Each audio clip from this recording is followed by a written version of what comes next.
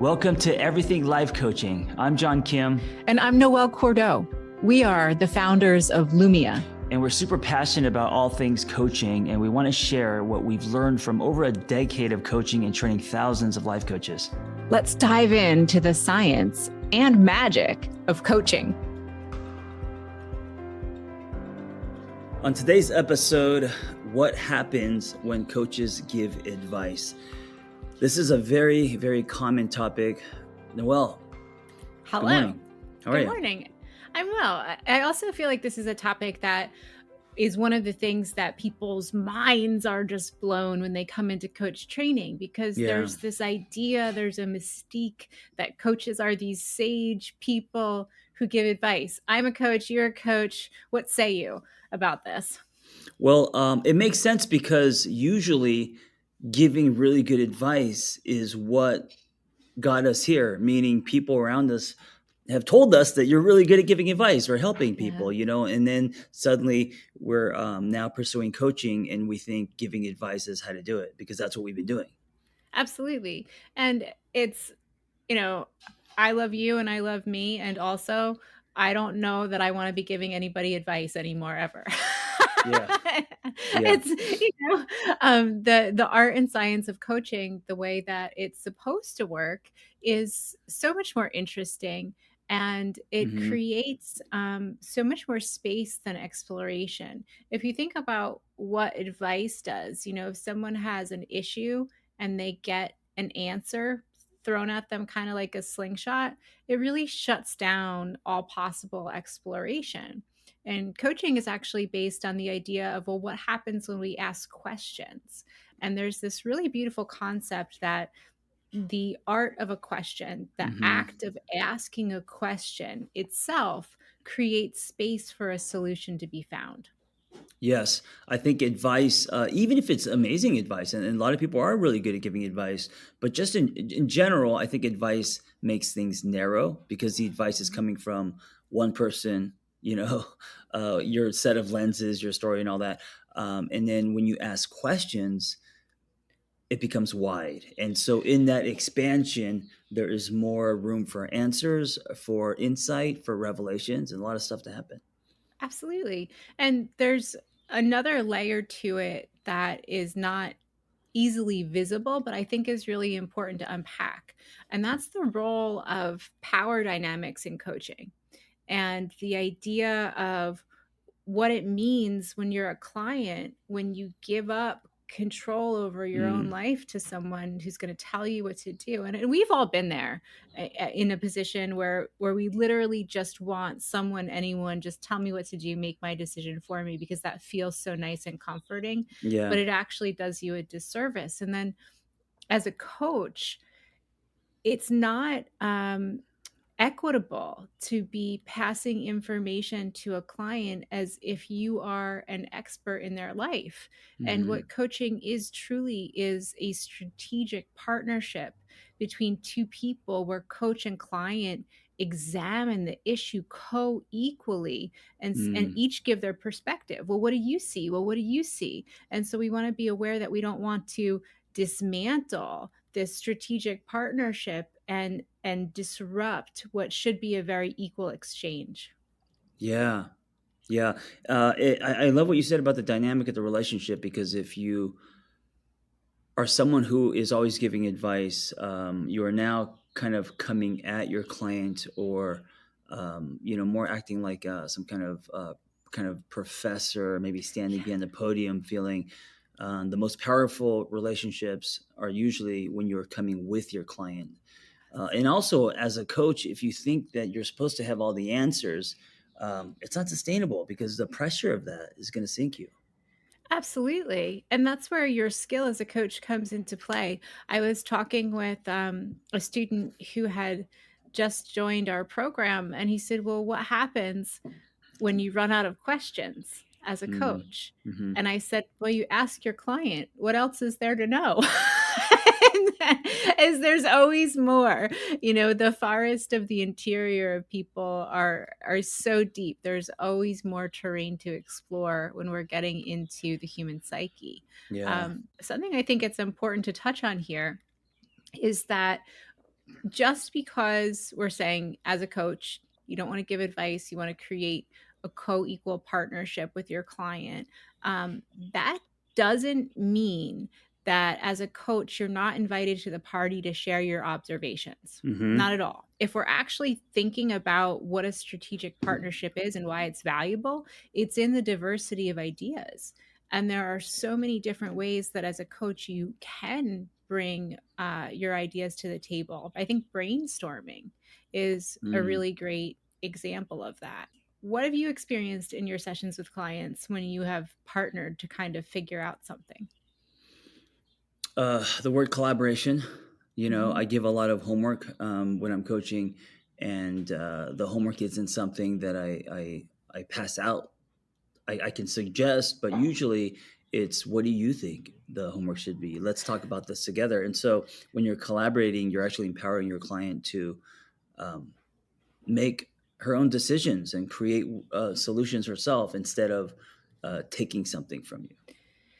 Yes, 100%. And that's one of the benefits of the coaching process is that over time, your client begins to get in touch with their own capacity for decision making, right?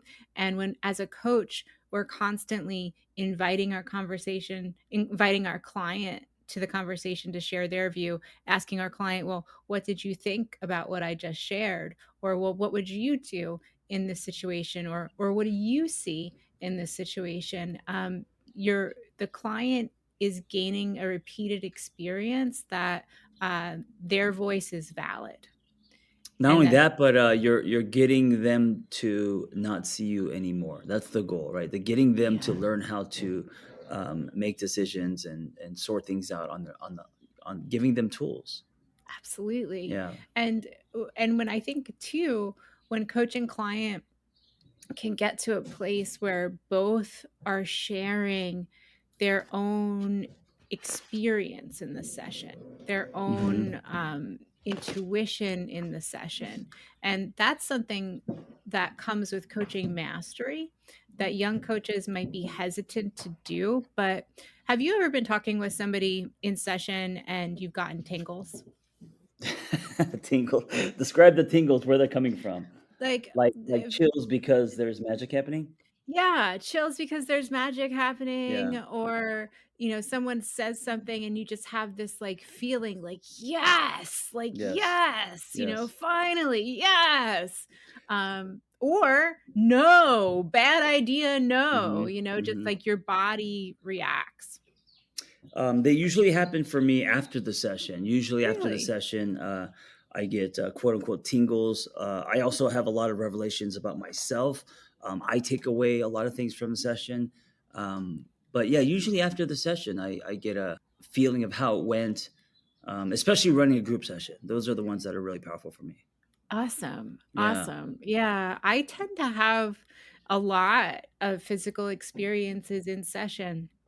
And Mm. as I was going through advanced coach training, something that was really surprising to me is that the emotions and physical sensations that we experience as a coach are part of the information that we should share with our clients. Mm. I was having a session yesterday where my client was explaining what they were experiencing early on in dating someone. Hmm.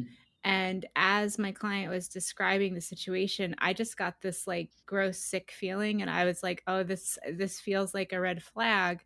And as my client went on with the story, they ended up, ending the relationship and I said, "I have to tell you that as you were really telling me what was going on, I didn't feel good. Like that was Mm. a real red flag for me." And that was an Hmm. opening in the conversation to talk with my client about, well, what does a red flag look like? Why did I have that physiological response? What were the physiological responses that the client was having? And it led to this, Hmm. whole world of exploration because I had shared my experience versus saying, that's a bad idea.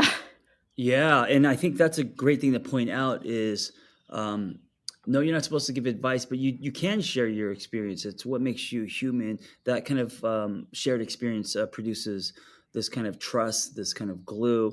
It makes the relationship real, and so that's one thing you can do. And I think that's something that people should be aware of. Is that in coaching, even you being transparent, and saying, "Hey, I feel something kind of strange, or I feel yucky. There's something going on." No, that's not advice, but that's a great way to um, guide, to start a conversation, to connect, to all of those things. So you All can of do those that for things. sure. Yeah. 100%. And alongside of the fact that we're helping our clients get in touch with their own capacity to be the directors of their own life, to make the Hmm. decisions, to answer the questions, we're also helping our clients get in touch with how to evaluate the world around them. And when we give advice and we don't drill down on our sensory capacity in a session, that's when we get really we miss so much with our clients, in partnership with our clients, about what's possible. So even just getting into, like, so I have a couple different sets of data to think about, and I'll give you a preview and then we can touch on them. So the first one is environmental data, Mm. like what's in somebody's environment. Another one is relational data, looking at specific relationships. A third area is looking at the difference between feelings and facts. And finally, there's, intuition. So Hmm. as we're kind of breaking this down and saying, okay, well, how are all of the different ways that a coach can help a client get in touch with looking at their own capacity? When we think about their environment, so I'm in Philadelphia, you're in California. Hmm. I have no idea what's going on outside your garage. If I Hmm. were doing a session with you right now, all I would be able to figure out is exactly what's in front of me, but Hmm. you have access to the world behind the camera. I don't know if there are still chickens. I don't know if there are still Right. parrots. I don't know, Logan is growing so much every day. Is she riding a motorcycle yet? Like, these are all the things that I can't access. And so I have to rely on you through questions to say, well, what's in our environment? And then beyond that, what are your physical sensations Hmm. within this environment? How do you Hmm. feel when you leave your garage and walk into your kitchen? And these are only the things the client can answer. And if we don't take the time to kind of delve through and ask those questions, we miss out on a huge amount of data. Yeah. Yeah. I love what you're saying. So, if you're not asking questions, you're probably defaulting to speculation, to assumptions. You're not getting enough data. Yeah. 100%. And Yeah. there's a really fun one I wanted to bring up, because you and I both do work as coaches in the realm of relationships. And I don't know if you've ever gotten into this one. So we know that smell is a really powerful player in the world of, like, pheromones and datings and Mm. relationships. Have you ever asked Mhm. one of your clients, like, what they smell when they're with No, someone? that's a really interesting question. I love that. No, I don't think I've ever. I don't think I've ever. And Uh, what does that smell mean? What does that smell remind you of? How does that, yeah, what's the feeling Yeah. from that Do smell, you right? like the way your partner smells? Is Mm, like a basic, question, because we know yeah. that typically when people are a good pheromone match, like, there's something in there with that smell. Oh, interesting. Yeah. Wow, that itself can be a whole session. It really could be, Yeah. along with sound, tonality. So, sometimes the Mhm. tone of people's voices Voices, really yeah, rubs people yeah, the wrong way. And yeah, so, yeah. and so that's something to explore with your clients, but that's the only they could bring that sensory information. We would Mhm, never be able to access it as coaches. Colors, sound, tone, touch, like, like, how does that go? And so, just mhm. kind of taking that sensory aspect, there's so much work that we can do. Yeah, I love that. More and more information. Yeah. And then looking at, okay, so that's environment. And then relational, is the characteristics of a relationship. And is this relationship adding to or detracting from the quality of life? This can be a friendship. This can be a Mm, partnership. This can be a romantic mhm, partnership. This can be a business partnership. This can be, anything, right? Um, if we're giving advice around relational data, this is one of the areas as a coach where you have to be really careful, because it's impossible for you to say, this is how you should think, feel, or experience your Right. relational life without being biased. Immediately, your own biases are going to come Yeah. into play as a Yeah. coach because you have your own map of the world. Yeah, you gotta ask the client, "What is this relationship like? Is it lopsided? How does it make you feel? Why is it important?" All of that. You can't these aren't questions that you could even ask you can that you can answer yourself in any No, way. Yeah. no, you never could. Yeah. And this is another place where we have to ask a lot of questions to determine if our clients have any bias. Mhm. Something that comes up for helping practitioners, all the time, whether it's a client or a coach or a therapist or, whatever, the gamut of helping professionals, is in our society, most people, unless they've actually done a lot of work to overcome it, have a bias preference towards men over women. Mhm. And this happens often in coaching and relational settings, where there's this unconscious bias. Well, shouldn't the preference be given to the man? Or, Mhm. shouldn't isn't it better to have X currency in your life? And so that's something I wanted to call out as like a really common bias set that comes Yeah. through, and Yeah. for folks to think about it and evaluate it. Have you ever experienced that or I could see that. noticed I it? mean, obviously, the word patriarchy comes to mind. Also, depending on how you grew up, who was the one that was barking orders? Maybe it was dad, the leader, school. So, like, almost like this underlying programming that your coach should be a man or a male coach will be better or no more. You may Mhm. not even be aware of that. I do think things are changing, of course, which is a good thing. I also think with women coaches, if you are a woman going through certain things, the man's just not gonna. They can empathize, but they're not gonna relate. You're gonna relate more to, and maybe it's not even a gender thing. You're gonna relate to someone who has some kind of overlap with your story. You know, I I get a lot of agree. people that come to me because I'm Asian American or because I'm Korean. And so yeah.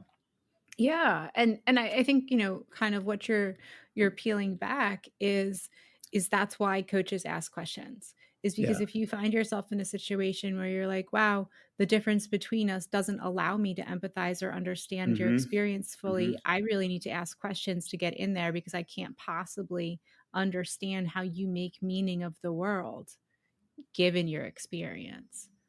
A lot of I ran a men's retreat a while ago, and for men, um, them sitting in front of another man is very powerful because they're Mhm. almost not even used to that unless it's in the setting of competition or work or so like just to be vulnerable in front of another man, um, that can be the prescription. So Yeah, it yeah. can be, and that can also be really scary, I Yeah. imagine, too. Yeah. I saw, something the other day to the effect that, most men are only given flowers at their funerals. Yeah. That's true. A Right. and I just made a note to myself to start giving all of the men in my life Mm, flowers, because they deserve it, and, and that type of thing where, you know, as as a woman socialized to understand, patriarchal society is a negative, I really need to work on turning my empathy cord when I work with clients who identify as men, to be like, mhm, well, how does that feel for you to mm, be in that position? What are the deficits it creates for you, emotionally? And I can't, and I have this bias where I just assume men are fine, and yeah. that's not the case at Yeah. all, Yeah. right? Yeah, and also as a man, accepting flowers, that could be a challenge, you Yeah. know, because, it's gonna say something about you if so yeah, yeah. Yeah. All right. So let's get into feelings versus facts. This is Mhm. something that we Big talk one. about often. Yeah. Yeah. And as coaches, sometimes we're listening to someone and we see the picture and we see the strategy and we're like, oh, here's what you should do, right? But number one, that's not necessarily true. You can't say that. And number two, but your client is having all of these feelings. And Hmm. so they might not be able to see the facts. And even if you shared your strategic plan, like you still have to get through, well, is this feeling telling you the truth or not? How do you deal with that as a coach? Well, I think helping the client first and foremost, separating, sorting out what is a feeling and what is actual factual. Of course, that could be a very blurry line. And because we feel something, we feel like it's true when that is not the case. And suddenly we're living in a lot of distorted thought. And I think that's when we really fall into that slippery well, and we Yeah. can't get out of our heads. And then it contributes to worse feelings and then worse thoughts in the cycle. So here's where I want to go with this one because I don't have an answer. And I thought between the two of us, we might be able to figure it out. Is okay. So we know that feelings aren't facts. We know that Mhm. oftentimes our feelings based on memory will lead us to develop a view of the world that's not necessarily authentic or in our interest or real. Like if Mhm. you it's like me being able to do box jumps, right? Like I'm perfectly capable of it, but I'm Yeah. scared when I Yeah. stand in front of that box that I can't do it, Sure. that I'm going to fall, whatever. And so my feeling prevents me from actually taking action. Right. What's the difference between that and intuition? And how do we know and how can we tell? Mm.